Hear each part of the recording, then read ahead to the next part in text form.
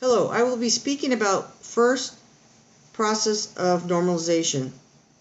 What is normalization? Well, it's a process of ensuring data integrity by reducing the risk of data errors, especially when updating, inserting, or deleting data from a database. Normalization could involve at least 4 processes, but what I will be speaking about today is the first process called first normal form, or 1NF for short. So let's get started. I will be using LibreOffice Draw provided by Santa Barbara City College.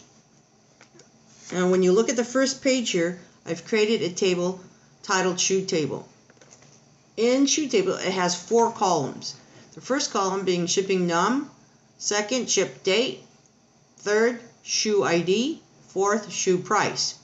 If you take a look at the individual columns here under shipping num, each cell has only one value. And the same applies to ship date, only one value. But if you take a look at the third and the fourth columns in row 1 and in row 3, there are 2 values in each cell.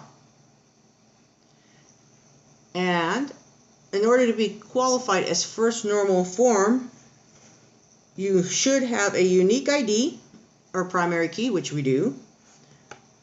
And then the next thing you need to have is you can't have any repeating columns. We don't. There are 4 individual column names here. No additional entries or repeating columns. The next thing you need to do to qualify to be first normal form, you need to have a single value in each cell of every column here or attribute. And as you see in column 3 and column 4 for row 1 and row 3, there are two values, 2 repeating groups. This cannot be qualified as a first normal form. So what you need to do is convert it into so. And how you do this is by separating the columns values that have 2 values or more from in the individual cell. So let's see the formalized table. Here's shoe table with first normal form. As you take a look, shipping num, each cell in the column has only one value. The same applies to the ship date, only one value. And now, if you take a look at shoe ID and shoe price, the third and fourth columns, each cell in each of their columns only has one value.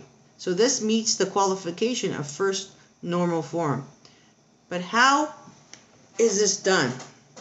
Well, it's done by separating out the repeating groups. So there are no records with multiple entries. And this is done usually by having a combination of primary keys. As you take a look, the darker shaded cell indicates the primary key. So we have one primary key, shipping num, and the other primary key, shoe ID.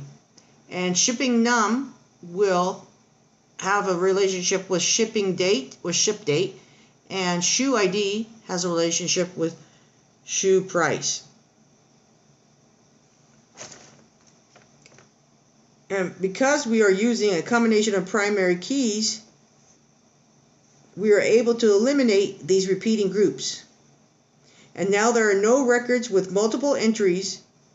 The table has a combination of unique ID numbers and no repeating columns, which qualifies this table as first normal form. I hope this has explained a bit about how to derive a first normal form product. Thank you very much and have a very good day.